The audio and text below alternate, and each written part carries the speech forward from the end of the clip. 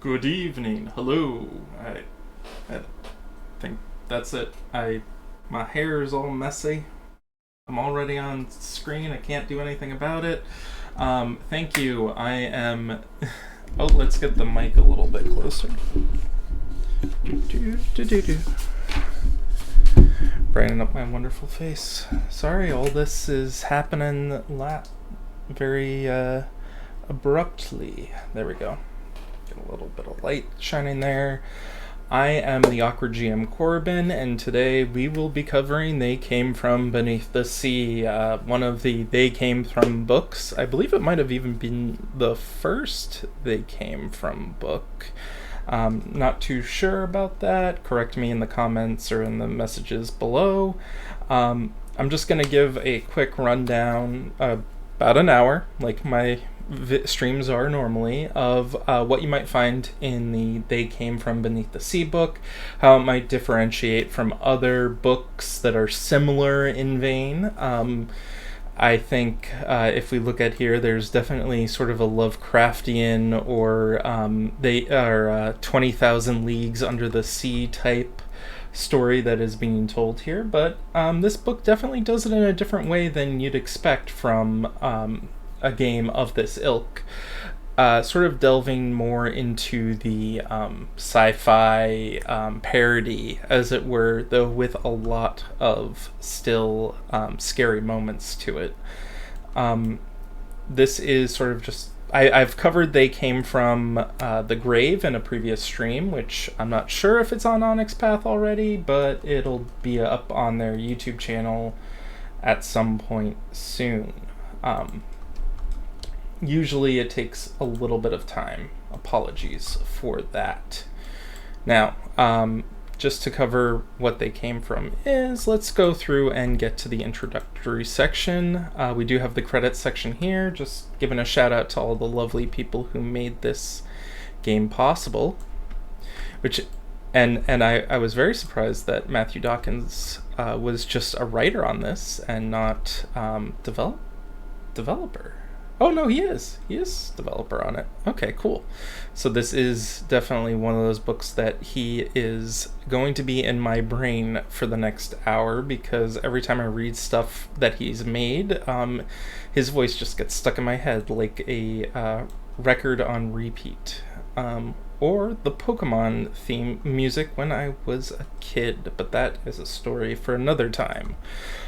Table of contents here, we've got the introduction, the archetypes, which are your character archetypes, your character creation rules, if you know me, and I did do a video on this not too long ago, and if you can't hear me or anything, just let me know, because sometimes that does happen.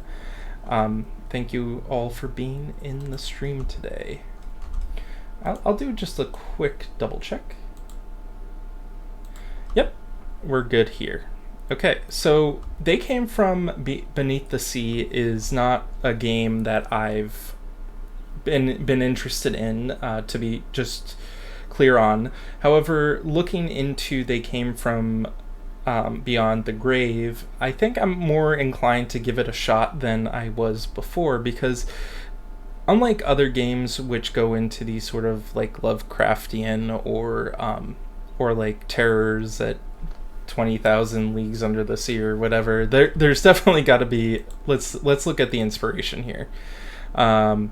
There's the inspiration of The Thing from Another World, Fiend Without a Face, Invasion of the Body Snatchers, Invaders from Mars, Attack of the Crab Monsters, Them, Plan 9 from Outer Space, Creature from the Black Lagoon, It Came From Beneath the Sea, which came from It Came From Beneath the Sea is, of course, where they got the name from. Essentially, this is sort of like, if you ever looked at those old horror movies where there were aliens in the ocean, that's sort of where this comes from. The ocean has only been explored like 1% or 5% of the ocean has been explored, and we still don't know what's down there. There could be anything. There could be aliens. There could be vampire aliens. There could be there could be krakens. Well, there were krakens, but there could be even more dangerous krakens. But we will see what this book has in store for us. Now, I'll just quickly skim through the introduction here. I'm not going to read this line from the cheesy horror movie, but hey, if you've got the PDF with you, you can read along with me. There are a few better ways of opening a game about science fiction, fantasy, monsters, horror, and comedy than a quote from Attack of the Crab Monsters. Okay, I'll read it. You are about to land in a lonely zone of terror on an uncharted atoll in the Pacific Ocean, or in the Pacific. You are part of the second scientific expedition dispatched to this mysterious bit of coral reef and volcanic rock. The first group has disappeared without a trace. Your job is to find out why. There have been rumors about this strange atoll. I am bad at vocab words now, and you can see that perfectly fine right now. Frightening rumors about the happenings way out beyond the laws of nature. And I'm just gonna adjust my screen here because right now the PDF is a little bit hard for me to read. Anyone in the chat, just say hello. In any case, we are continuing on here. And so what we got here is the above snippet from a 1950s B classic tells you much about this game what this game contains. Your director will introduce a mystery, your characters will find adventure, and a communal story of daring deeds, bold feats, and heroic deaths shall unfold in They Came From Beneath the Sea. All these things are possible. So we've got, what is a role-playing game? Is this a comedy or is this a horror game? There's a crucial question. This game wouldn't work if it were purely comedy. It is impossible to prescribe comedy to a wide audience and expect everyone to laugh at the same thing. Rather, this is science fiction game with comedy elements. It provides you with the tools to make things amusing for you and your group, but how often you use the tools is up to you. They Came From Beneath the Sea is a balance of horror and farce. Some groups will make every scene a playful caper, while others will pull out the jokes at crucial junctures like punchlines after a lengthy wind-up. So we've got the quip system is in here, the one that we saw previously in They Came From Beyond the Grave. There's some metagaming stuff, there's the inspiration.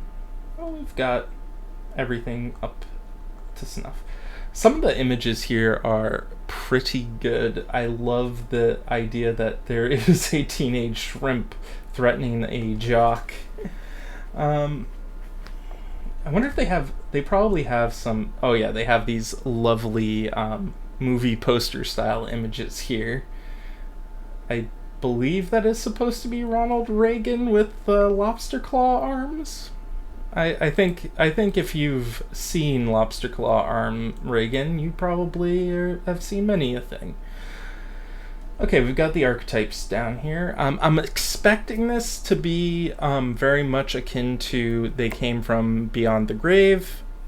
I'll try and point out any differences that I can see down here. But basically, the template breakdown, and the archetype is the equivalent of your, if we were playing Vampire the Requiem, it would be equivalent to your clan. If we were playing Mummy the Curse, it would be the equivalent of your decree. These are just sort of your like character classes, as it were. So each of the templates starts with a short bit of fiction to lay down what they're like. Your character look helps define them in the world, whether it's because their hair is greased to a perfect coif or because they never take off this pancake battered stained apron. They have a lifestyle. So this is the before the They Came From Beyond the Grave. I believe said it was sort of built around the 70s and 80s. They also said that they depicted the 1800s, late 1800s, a bit as well in their aesthetic, because they're trying to pinpoint themselves to that sort of decade of fantasy horror writing. This in particular is going directly into the 1950s. The 1950s being a time when a lot of these types of movies were coming out. Though I would say the 1920s or 30s did, whenever they came from, the Creature from the Black Lagoon originally came out. Just double checking here, because usually they'll put in the time frame that they're expecting you to do. 1950s. Introduction. The Sage is a nebulous point in the 1950s. Okay, so 1950s. Yep, that's just about it. Okay. Going back here to archetypes. Lifestyle connections. The connections are similar to what they've had in the other story path systems, where connections are basically if you're connected to a group of people based on your origin, your paths that your character has. This will give you access to various NPCs you can talk to. It can also give you access to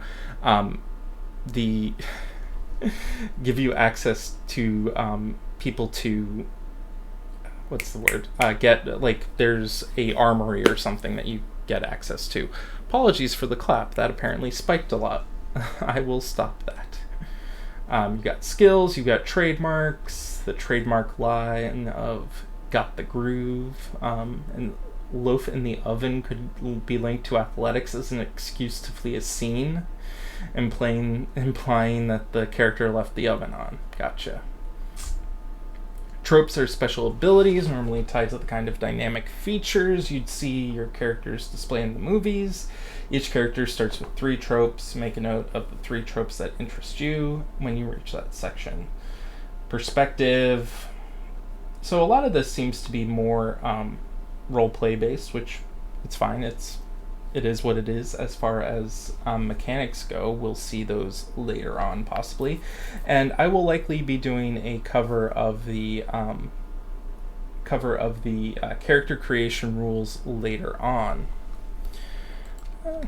Let's just ping the Discord bot right now. Nightbot, join me. Do you create your own you can create your archetype. If it doesn't fit there, you can modify an existing one. Oh, there's a nemesis. All archetypes have a nemesis. Now this is different. Whether it's fate or destiny, or an attempt to create a vague symmetrical system between protagonists or antagonists, each archetype gains a die on specified rolls against a classification of alien threat. Beware those same threats gain a die on certain rolls against their human nemesis in kind. Threats are covered in detail in Chapter 8. I really like the idea of the aliens from beneath the ocean. That's sort of what you've got with Cloverfield. That's sort of what you got with the what's a good one? XCOM. XCOM had an entire setting under the ocean back in the day, if you ever played the XCOM video games. So this is very much in that same vein. So we've got the everyman here, who's got, it looks like a wrench. What other templates do we have? The G-man. Okay. A reptilian. Killing a reptilian. The mouth. Now this woman right here reminds me so much of a character from Lovecraft County on... or is it Country? Lovecraft County or Country on HBO. But she has grenades, which is awesome. We got a scientist. Yeah, mad scientist. You're mad, I say. And the survivor. Ooh, that is one nasty giant squid. Okay, so we've got that going for us. These are the character types. Each of the character types have their lifestyle talked about, the skills that they recommend for them, their trademarks, recommended trademarks, recommended lifestyle, and the tropes. And you start play with 3 tropes. Choosing 2 from the survival trope list or whatever archetype list, and then 1 from another one, so you can sort of mix and match. Your nemesis. Okay, so here's for survivor, we got the nemesis of the destroyers, and so you get physical base rolls against destroyers. This one gets physical base rolls made against survivors. So the destroyers and the survivors are both really good at killing each other. If I look at the scientist one, what is theirs? They get social base rolls against invaders, but invaders get physical base rolls against scientists. The mouth. Enslavers. Okay, we got enslavers. Mental base rolls, social base rolls. Okay. It's very Twilight Zone-y, and I love it. I love that little Twilight Zone thing. Interesting. So each one of these characters has a different sort of physical or mental or social role that works against them. I kind of want to go check out the threats now, because we've got a bunch of these threats here. We've got the destroyers, which are the physically powerful alien types. You get sort of a brain in a box. Oh, brain in a box? That's crazy. Aquatapillars. King serpents. These things are all pretty cool. A robot shark. I can live out my fantasies of owning a robot shark. Now let's skip around so I'm not showing you the entire PDF. We've got the giant larval pillbug. Okay. The glow people. Iguananoids. Killer kelp. Now, killer kelp looks very Lovecraftian to me. It has got this bit about it where it's just like, it's a tangle of weeds, basically. And I feel very bad for like showing, like talking about these things and being like I want to go through all of them and just like list them off, but like you're not going to know what these are from just hearing the name.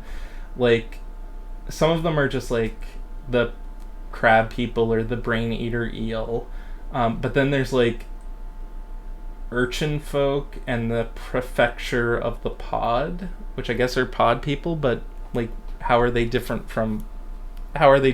I don't know. What do they look like? I don't know. So we did the destroyers, enslavers. Now we've got the invaders. We've got the antiloids, which I'm guessing are mermaids or people from Atlantis. And then we've got, brain eater eels. Crab people. Oh, the prefecture of the pod are dolphins with robot legs. Why did they give the dolphins robot legs? We're doomed! Doomed! Okay. Now we have the primordials. Elder epochs when the world was even more watery than it is now.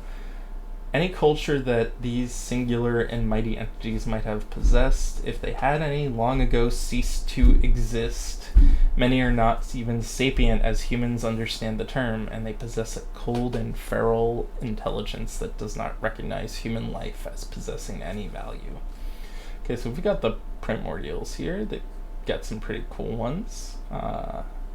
These ones are kind of more creature-like and creepy. Ugh. Yeah.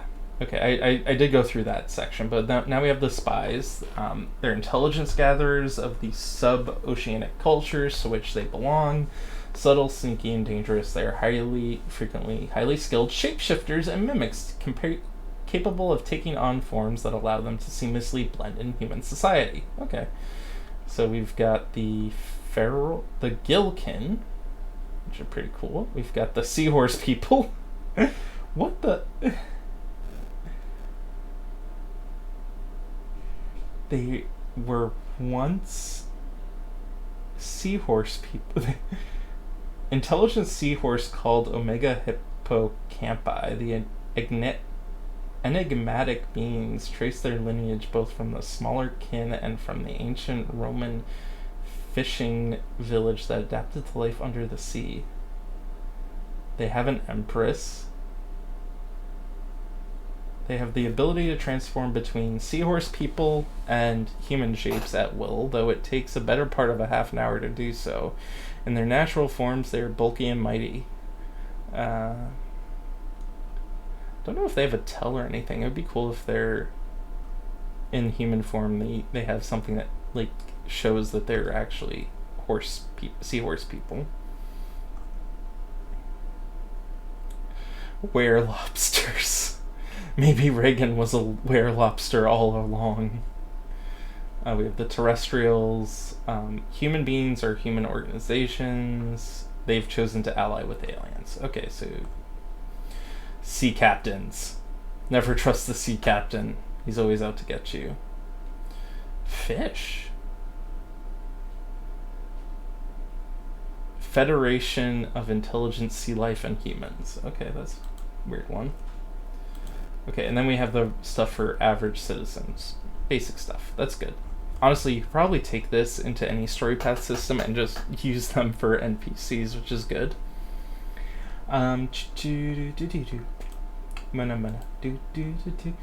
Anyway, going back to character creation, just check and see what we've got here.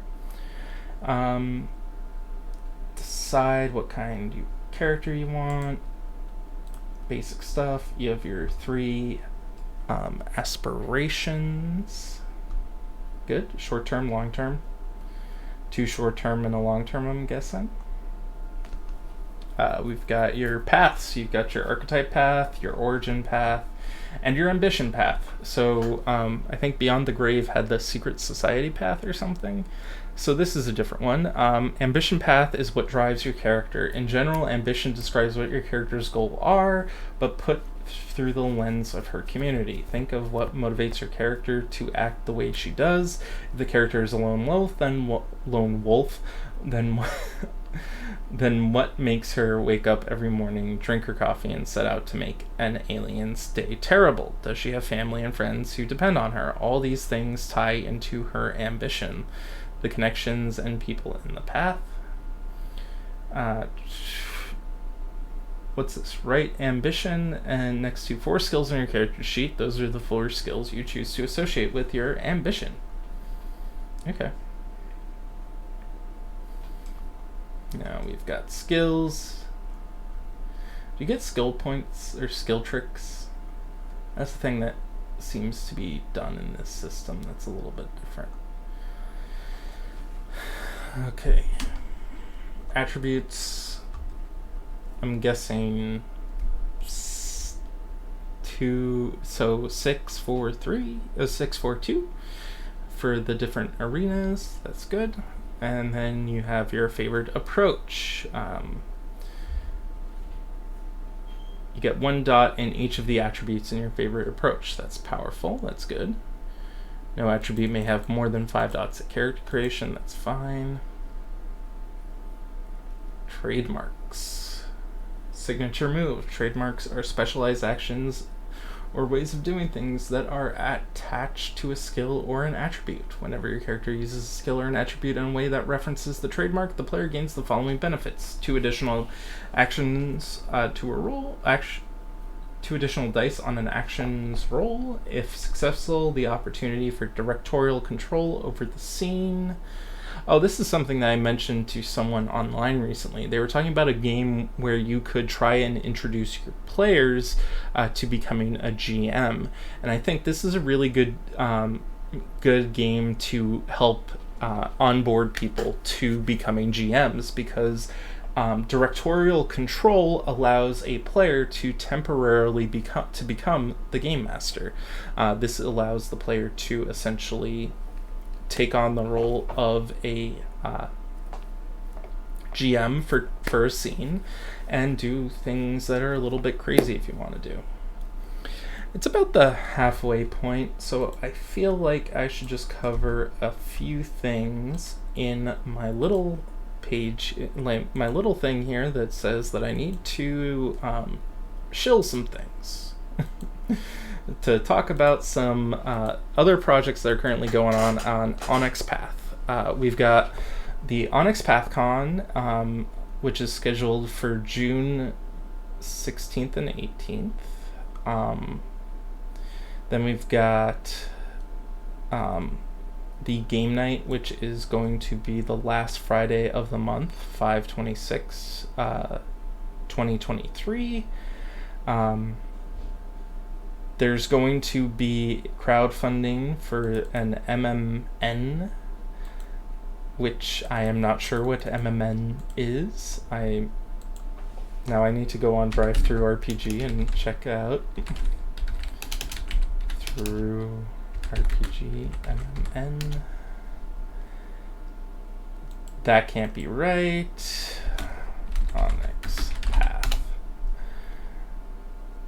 You know what? I'm just going to go Onyx Path's website because that is probably going to get me more information than what I'm looking for. MMN. Current projects. Monday meeting notes.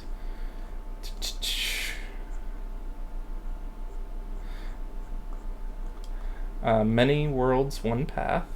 Media.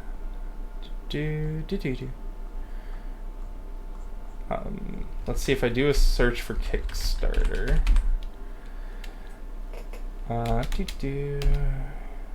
They came from blank, question mark, is coming in May if our plans and Kickstarter all come together.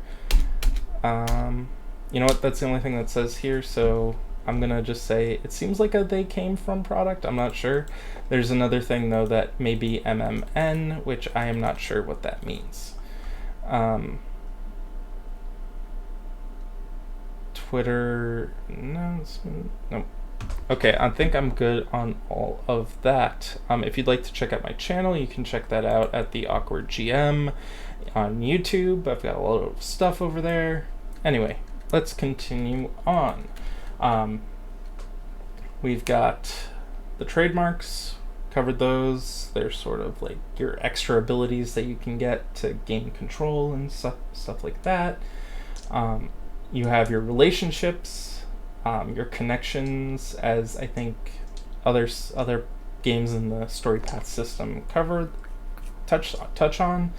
Then we have the final touches. So, you get quips drawn from different specific things.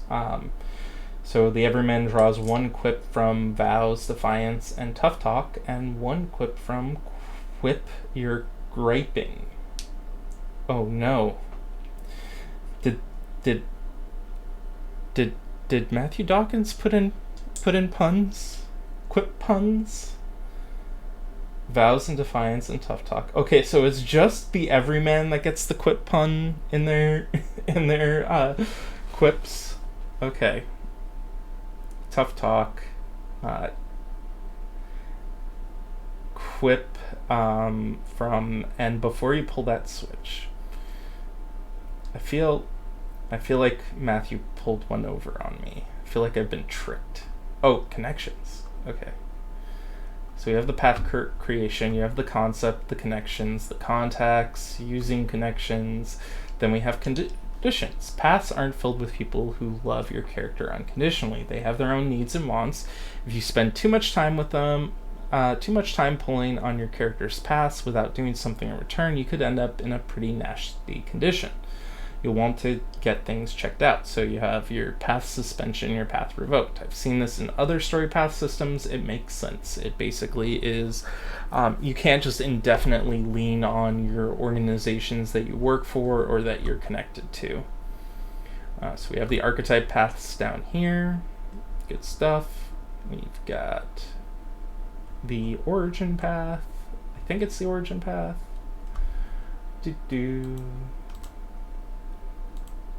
Path creation, archetype path, origin path. Yeah, that's the origin path. And then we have the ambition path. This one is the one I'm sort of looking into. Lone wolf, family man, in love, out for revenge. Those are kind of good ones there. We've got your tropes. Ever wonder where that movie character learned a piece of information he miraculously knew in a critical moment? Wonder where the scantily clad heroine was hiding her semi-automatic weapon. Wonder no more. These types of things are tropes. They serve a very small but specific role. This is sort of a little bit more into the storytelling aspect or game mastering aspect that you can use to manipulate your players can use to manipulate the game world. Effectively, you have this ability that allows you to modify the world in some way. Things like weird science, eureka, I figured something out, this will self-destruct. I'll look into those in a bit more. I really do like those types of abilities. They really add flavor to this that other game systems don't really have in the same way. Like, you have a character race or subtype. Like, if you're playing Mummy the Curse and you have that's actually a bad example because I can't remember. I think Makep, the snake-headed decree mummies, but like they get special abilities involved with talking to people and socializing with people because there's snakes in the grass and all that stuff. You do have the jackal ones, which have a bigger one, the jackal-headed ones, which can sort of like astral project and interact with ghosts. But like for this, you're playing a archetypical like sci-fi action hero type person, or sci-fi horror hero, whatever you would like to contextualize them as. And the basically what you're going to have to figure out is how to get these characters to like work different and behave different, and through their use of tropes they can do these special abilities that are unique to them. Like, only the scientists can use weird science. The mouth, who is basically a journalist, has the press pass and the missing clue and stuff like that. Not all of these tropes are compatible with one another of these archetypes, which is something that's really good. It makes your character behave differently than all the others. Here's the XP page. It looks like standard stuff for if you attend the game, you get an XP. If you achieve a short-term goal, you get an XP. If you group stuff, spend the writer's pool, reach a story milestone, complete a group story. All these are good things. Attribute is 10 experience points. Path is 15. Increasing your dot and path. Adding a new archetype trope. Add an out of archetype trope, 5 XP. Skill, trademark, etc. Well, these are pretty good. Jumping down here, I love these images. These images are just so crazy. The floor is lava, don't touch it. I don't know what this guy is standing on, but it looks like he's standing on a building. In any case, the system. When we roll dice, enhancements, this is going to have the system of when you roll dice, you look to hit a target number of successes to do a specific thing. Enhancements give you an automatic success as long as you, or a certain number of successes as long as you rolled at least one success. Very similar to the combat in Chronicles of Darkness. If you use a gun and the gun has a base attack bonus to it, that gets applied to damage. So as long as you get one success, you can apply the damage to the roll. That's the same thing here, but instead with enhancement bonus. You have the difficulty number that you have to succeed over. Most of the times the difficulty is 1, which means you have to accumulate at least one success to succeed. And then if you accumulate more successes, you can spend them on stunts, I believe. Yes. Okay, we're at 35 minutes in. Special case of directorial control. If you've achieved a trademark and have some successes left over, you can perform a special stunt, telling the director to change things in the story itself. Each success spent on directorial control can add or remove one detail from the scene. Okay. Pretty potent. You can say the power pack on an alien device suddenly runs out. Sirens are heard in the distance as police arrive in the scene. First sequence of numbers randomly punched in to stop the missile launch happens to be the right ones. Okay, all these are good. All these are things that I like. Not all wine and bruises. Failure, consolation, and rewrites. The rewrites are one that I should specifically talk about. Failure, if you fail a roll, it's not bad.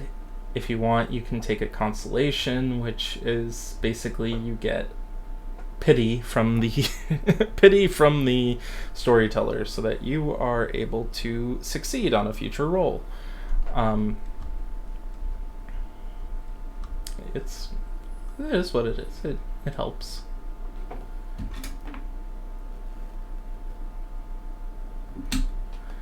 The rewrites, you can activate your cinematics, enable additional attempts at complex actions, or add dice to your dice pool.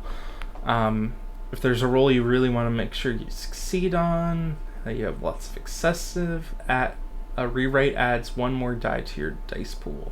Spending one adds one more die. Very simple stuff here. Okay, we've got the condition stuff. Conditions, we talked about one of the conditions earlier. We have scale. Some things are not equivalent. Entity with the greater capacity receives a scale enhancement bonus. This acts like a regular enhancement, adding successes to a roll that already generated at least one success. So that means skill isn't completely ignored as a factor. The fastest man alive can still outrun a cheetah if it slips and falls into a ditch. Okay, so as long as it gets one success, though, it can, like, blow up in there. I like the example here of each one of them is chess-based or a animal. So a standard example is a person at work, a dog, a knife. A formidable one is a chess grandmaster, an elephant, or a gun. 3 is impressive, which is a chess-playing supercomputer, a cheetah, or an anti-personnel gun. And then 4, which is awesome, has a chess-playing supercomputer that can learn, a blue whale, an anti-tank launcher. Then we have 5, which is chess-playing alien computer, a mutated blue whale that can walk on land, a missile. And then lastly, we have a nuclear warhead, but also just playing alien supercomputer grandmaster. A mutant blue whale that can walk on land with a hunger for human flesh. Then why was the previous whale not eating human flesh? I ask you now. Reflexive actions. Slow motion, round by round actions. We've got the investigation system, movement, range, combat, and we've got minor characters here. Oh, this is for setting up your NPCs. It's not like an enemy NPC though. Got the drama section here. So they do what I like in a lot of game systems, which is you've got your combat system, you've got your mental system for investigations, and you've got your social. I just flipped people off by accident. I apologize. You have your social system, which allows you to talk better, which I'm apparently not doing right now. I am not talking as good as I could, in any case. let's just go back up here and look at the investigation system. You gather clues, core clues. Aside from the core clues, you roll dice to get information. More successes mean more information. If you want more information from a core clue, you can roll as normal, assemble an appropriate dice pool, then set one of your dice aside, turning it so it shows an 8. That's an automatic success even before you roll.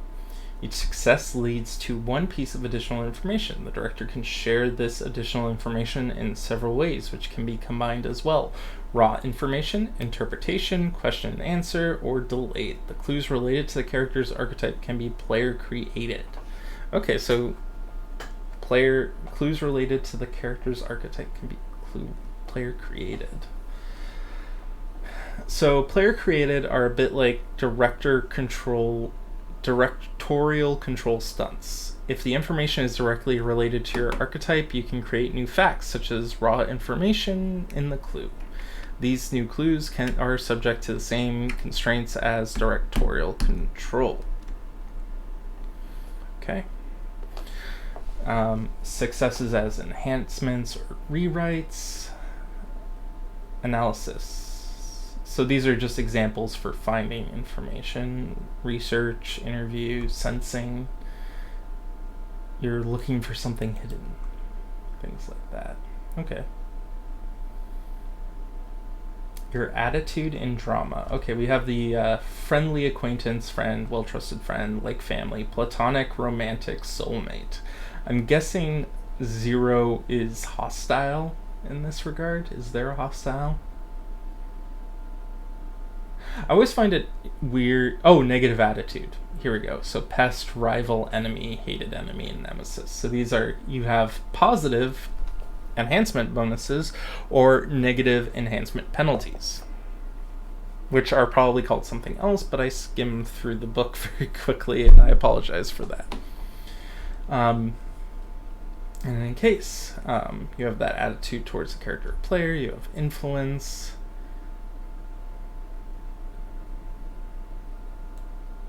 A target's attitude modifies an influence action by granting enhancements. Not all influences are equal. Asking someone for a huge favor is more difficult than a small favor. So you can increase the difficulty by +1 to +4. And I just touched the mic. You can block influence. In general, it's more fun to accept the results of an influence roll rather than ignoring it, but if influence would negatively affect the story to make anyone at the table uncomfortable, ignoring it is the best option. If a player character ignores your influence roll, you get a consolation. Typically, it's an enhancement for the next roll against the character who rejected your roll. For example, if you offered to trade secrets and it was rejected, you can leverage that into an intimidation attempt later because you tried being reasonable. Okay. If a non-player character ignores an influence roll, you get rewrites. This is actually a really good system to do this. This allows the players to get a mechanical benefit in exchange for a role-playing something negative within roleplay. So for instance, if a player thinks that someone is being treasonous, is the imposter in the group, they might say, hey, I don't believe them. They roll their social rolls against each other, but the traitor wins. The GM says, okay, you believe that he is not being treasonous. The player says, no, I still do. I don't think I can not believe he's treasonous. And then the GM says, okay, well, if you decide that, I get a consolation, an enhancement to my next roll because you reject my characters or the NPCs convincing you that they are not treasonous. In which case I use that to attack you. That's what you get for accusing someone. I don't know. We got some good stuff in here. Cinematic powers. Robots. There's a robot arm here. This doesn't look like it's underwater. I've been lied to.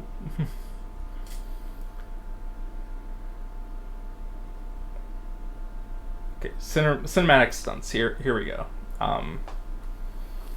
The simple ones would just require one additional success. Ears like a bat. Once per encounter, your player is able to ignore all penalties to make listen rolls. You can do sharp tongue, throw your back into it. Some flashy ones. Animal whisper. When attempting to manipulate an alien animal without sentient intelligence, the character gains a +2 to their pool. Aw.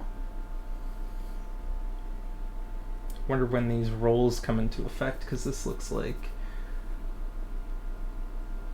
Okay, so old school Carnage would give you +2 to damage. So if you got 2 more successes, you could do 2 more damage. Since this is a story path system game, I believe it's a story path system game. Correct me if I am wrong. Yeah, there are like 5 levels of damage, so +2 is a pretty big thing. Pyro Punched. Encounter characters only. This character's encounter with the aliens imbued them with inner force that they can channel into a strike. Once per turn, if they make a standard attack action against a target, if successful, the attack is resolved as normal but automatically catches fire and must take... The target catches fire and must take 3 damage from the flames each turn until they burn out or are doused in some way. The hell is an encountered character? Now I need to find out what an encountered character is.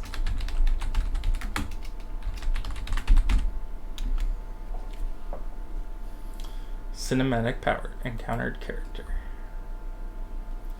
Becoming encountered is the first part of the story. Being encountered is the rest.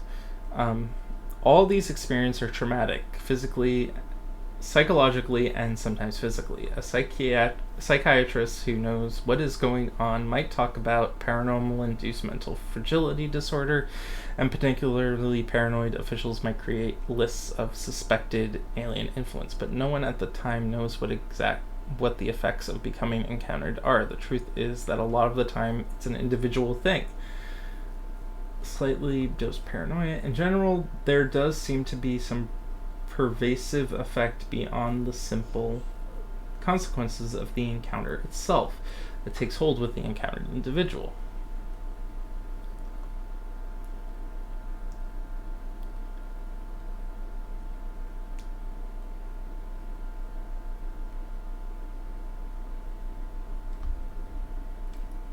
So basically, your character now knows how to operate alien devices. Is this something that's like...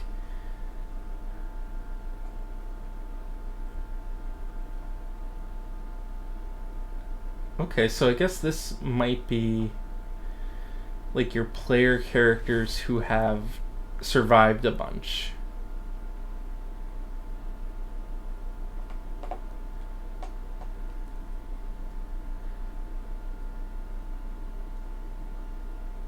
How do you develop this? It seems like it might be just... It seems like it might just be like storyteller fiat.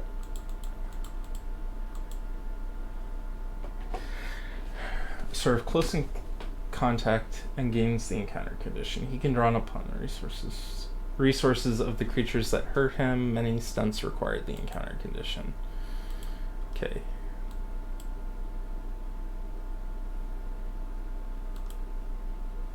Telekinesis novice. Pyro punch.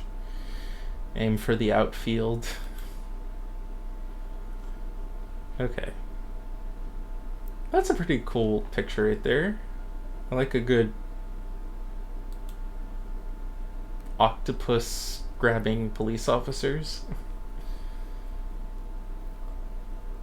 Survivor stunts, bunch of stuff like that.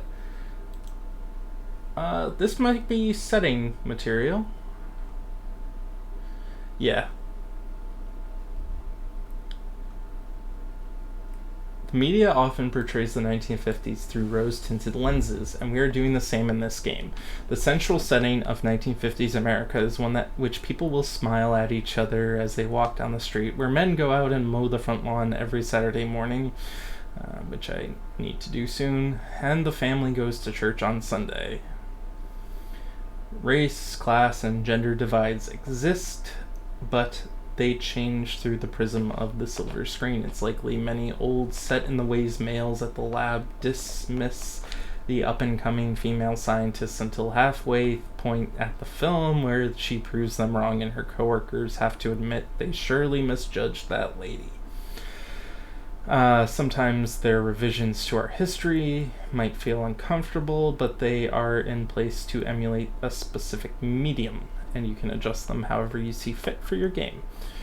For me, I always like to run anachronistic fiction, especially when running in horror settings, or especially running settings in real life. I like anachronisms. Basically, you take the social beliefs of the day and age that we're currently in and apply it retroactively to a scene or to a setting. This helps out in a bunch of ways, but it also helps out pretty much to make players feel a bit more comfortable. They like the visual aesthetic and the tone of the of history sometimes, but then you have to remember that that tone was never really real. It was manufactured by film, TV, and often at a detriment to people who were not in positions of power, which is sad. It's tough to do. It's tough to deal with these things. Talk to your table, see what they think. As always, whatever your table agrees on is what you should go with. Not here to control what people are doing at their tables. Okay, so going into this little sidebar here, you're free to use as much or as little of history and geography noted in this chapter as you wish. While communist witch hunts are sometimes spoken of in humor in present era, at the time it was a life and career shattering thing to be accused of being a red. If you watch the movie Clue, communism is just a red herring. But if you actually had to go through that or watch the movie Trumbo, you find out, it was a way to basically target people that the government didn't like. Getting too political. Gotta go down here. There is a zombie Stalin. So if you ever wanted to get political with communism, you can have a zombie Stalin. Is that a... Oh, they gotta be giants. Okay. The fini. Oh no, spoilers. This is the end. You may think that that's a shark fin, but that's actually a dolphin fin. I'm not sure, actually. I forget which one's more pointy and which one's more curved. Oh, that's... The fin is... It's a fin... This is a story. Gotcha. As your director, you can set things in acts and scenes. What else do we've got here? Low budget, high budget. Good thing about running TTRPGs is that you do not have to be within budget to run them. Hey, I see that we've got 6 people currently watching. Thank you all for joining for this. I'm about to end the show in about 5 minutes, but you get to see the wonders of B horror movies from the 1950s. Basically, your sort of Lovecraft game if it were in the 1950s monster flick. We got some things in here. This is the storyteller, story path, the director section. Sorry, for the game. Basically, this is where it gives you advice for running the game. cast and crew. These are some NPCs you can throw into your games if you need to. And then we are down to the quips and stunts. So list of all the quips that you can throw out to get bonuses if you need.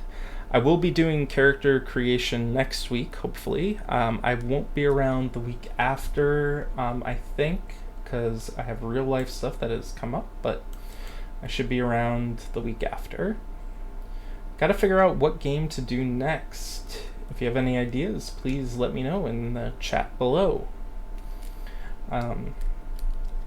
I really wish I could cover some of the newer ones that are coming out, but I don't think they have the PDFs available yet.